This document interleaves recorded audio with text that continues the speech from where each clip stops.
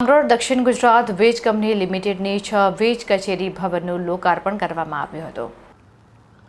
નાણાં અને ઉર્જા મંત્રી તેમજ સુરત જિલ્લાના પ્રભારી મંત્રી કનુભાઈ દેસાઈના હસ્તે માંગરોળ તાલુકાના લિંડાયતથી દક્ષિણ ગુજરાત વીજ કંપની લિમિટેડની ₹9 કરોડના ખર્ચે 6 જેટલી કચેરીઓના નવા ભવનનું લોકાર્પણ કરવામાં આવ્યું હતું. જેમાં કિમ વિભાગીય કચેરી મોલવણ, મોટા બોરસરા અને પીપોદરા પેટા વિભાગીય કચેરી, કડોદરા 1 અને કડોદરા ઇન્ડસ્ટ્રીયલ પેટા વિભાગીય કચેરીઓનો સમાવેશ થાય છે. ઔદ્યોગિક અને રહેણાંક વિસ્તારોના સ્થાનિક વીજ ગ્રાહકોની નવીન કચેરીઓને કારણે સુવિધા ઊભી થશે અને વીજ સેવાઓનો બહોળો લાભ મળી રહેશે. માંગરોળ તાલુકાના લિંડિયાત સબસ્ટેશન ખાતે આયોજિત કાર્યક્રમમાં મંત્રી કનુભાઈ દેસાઈએ જણાવ્યું હતું કે તમામ નાગરિકોને સાતત્યપૂર્ણ વીજ પુરવઠો મળી રહે તે માટે રાજ્ય સરકાર પ્રયત્નશીલ છે. રાજ્ય સરકાર રિન્યુએબલ એનર્જી ક્ષેત્રે સમગ્ર દેશમાં અગ્રસ્થાને ચાલી રહી છે. ગુજરાતે સૌર અને પવન ઉર્જા સેક્ટરમાં સમગ્ર વિશ્વનું ધ્યાન આકર્ષિત કર્યું છે. દક્ષિણ ગુજરાત વીજ કંપની નહિવત વીજ લોસ ધરાવે છે. આ તકે તેમણે સ્માર્ટ મીટરની ઉપયોગિતા જણાવીને સ્માર્ટ મીટર પોતાના ઘરો પર અવશ્ય નંખાવવા અનુરોધ કર્યો હતો. આ પ્રસંગે ગુજરાત ઉર્જા વિકાસ નિગમના MD શ્રી જયપ્રકાશ શિવહરે જણાવ્યું હતું કે ભારત સરકારની RDAS યોજના હેઠળ ₹20,000 કરોડના વીજ લાઇનો, સ્માર્ટ મીટર સહિતના કામો થઈ રહ્યા છે. કોઈપણ પ્રકારના વીજ વિક્ષેપ વિના ગ્રાહકોને વીજળી મળી રહે તે માટે રાજ્યની 4 વીજ કંપનીઓ કાર્ય કરી રહી હોવાનું તેમણે જણાવ્યું હતું.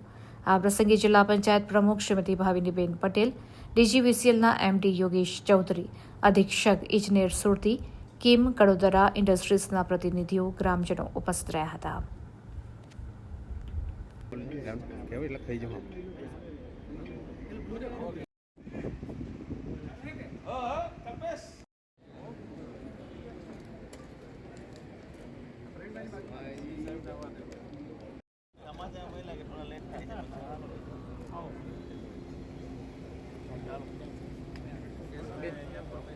પેટા વિભાગ કચેરી, મોલવણ પેટા વિભાગ કચેરી તથા કડોદરા 1 પેટા વિભાગ કચેરી અને ઔદ્યોગિક પેટા વિભાગ કચેરીના લોકાર્પણ પ્રસંગે મારા સાથી મિત્ર અને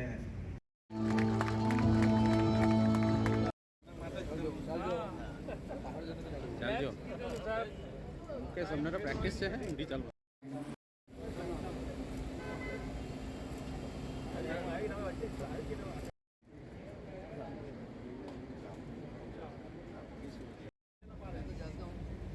અત્રે ઉપસ્થિત માનનીય જયપ્રકાશ સર, MD GUNL તેમજ આપણા ચેરમેનને નમ્ર વિનંતી કે આ પ્રસંગને અનુરૂપ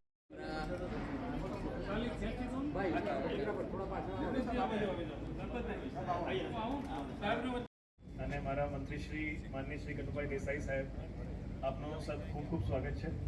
માનનીય મંત્રી શ્રી મુકેશભાઈ પટેલ સાહેબ, કરીએ આ પ્રકારની ઉદ્દેશ્યથી અને આ પ્રકારની સ્પીડથી DGVCL હવે કામ કરે છે અને અમને ઉમ્મીદ છે કે જે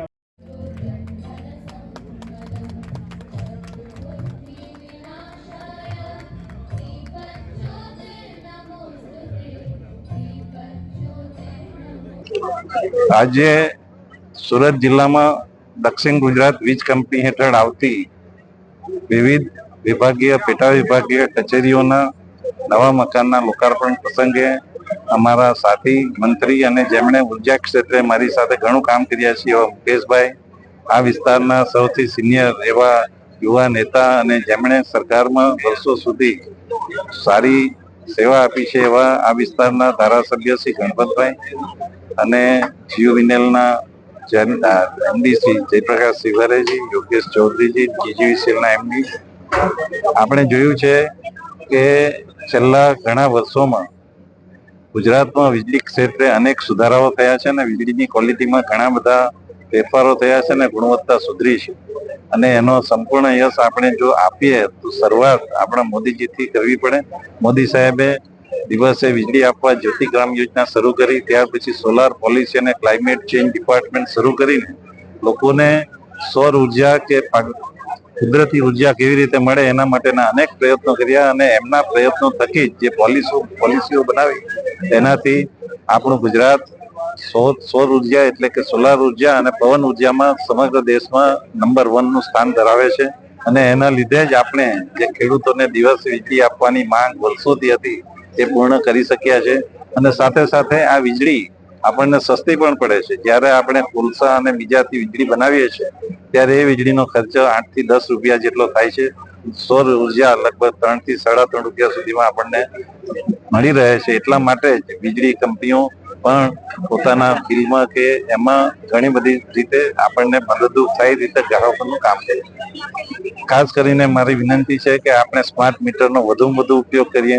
એ સ્માર્ટ મીટર આપણા નુકસાન માટે નથી પણ બધાના ફાયદા માટે છે. એટલા માટે ફાયદા માટે છે કે આપણને આપણો વીજ વપરાશ કેટલો થયો છે, એમાં કઈ લીકેજ તો નથી ને, એમાં કઈ બગાડો તો નથી, અને આપણા રૂફટોપમાં જે વીજળી પેદા થાય છે એ વીજળી બરાબર પેદા થાય છે કે નહીં, એનું રેકોર્ડિંગ બરાબર થાય છે કે નહીં, આ બધું એમાં જાણવા મળે છે. એટલે આપણે સૌ નમ્ર વિનંતી સાથે કહું છું કે સ્માર્ટ મીટર લગાવીએ અને આપણું ગુજરાત સ્માર્ટ મીટરમાં પણ સૌથી આગળ રહે એવી નમ્ર વિનંતી. આપણે સ્માર્ટ મીટર છે એ બિહાર, ઉત્તર પ્રદેશ બધા રાજ્યોમાં ઘણા આગળ ચાલે છે. અને એટલા માટે ચાલે છે કે સ્માર્ટ મીટરનો મુખ્ય હેતુ આપણે જોઈએ તો લોકોને ક્વોલિટી પાવર આપવાનો અને વીજ ચોરી ઘટાડવાનો છે.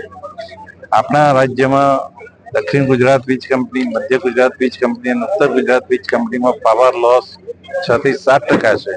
અને PGVCL એટલે કે પશ્ચિમ ગુજરાત વીજ કંપનીમાં આવો લાઈન લોસ 20 થી 25% હતો, અત્યારે ત્યાં પણ 10% થઈ ગયો છે. એટલે આપણને સ્કાડા સિસ્ટમ સ્માર્ટ મીટરમાં લગાડવાથી આપણને આ ફાયદો થાય છે. અને આપણે લગભગ અત્યાર સુધીમાં 11 લાખ જેટલા સ્માર્ટ મીટર લગાવી દીધા છે, પણ તો હજી ઘણા લગાવવાના બાકી છે અને એ માટેની કાર્યવાહી ચાલુ છે. સ્માર્ટ મીટર વિભાગ અધિકારીઓ અને સ્થાનિકો વચ્ચે ઘર્ષણ પણ થાય છે, ક્યાંક સરકાર એ સુધી પહોંચાડવામાં અસફળ રહી છે, શું કહેશો? એના માટે કોઈ કાઉન્સિલિંગ કે એના માટે સંકલન નથી થતું, ગ્રાહકો સુધી જાગૃતતા લાવવામાં સાહેબ એ તો બધા કર્મચારીઓ અને પદાધિકારીઓ, મુકેશભાઈ એમના ઘરે જાતે લગાવ્યું, મારા ઘરે મેં લગાવ્યું ત્યારે બધા અધિકારીઓ હતા, બધા કાર્યકરો હતા. આપણે સૌ પત્રકારો પણ આમાં ભાગ લે, પત્રકારો પણ આના માટે જાણકારી આપે એવી મારી નમ્ર વિનંતી છે. આપણે સૌ સાથે મળીને અલ્ટિમેટલી સ્માર્ટ મીટર બધા માટે ફાયદાકારક છે. ને એમાં ખાલી એક જ સુધારો છે કે આપણને ડેઈલી આપણું જોવાનું મળે, અધરવાઇઝ આગળનું મીટર અને આ મીટર, અને એના માટે કંપનીએ સગવડતા પણ આપી છે.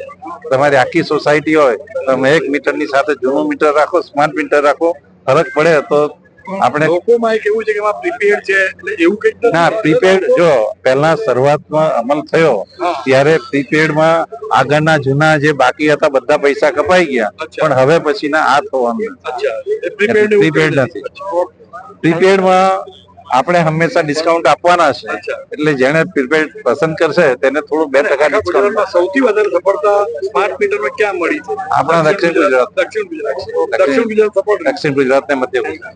દક્ષિણ ગુજરાતમાં કેટલા સ્માર્ટ મીટર લાગ્યા? મેં કીધું ને 11 લાખમાં 3-4 લાખ હશે. Thank you.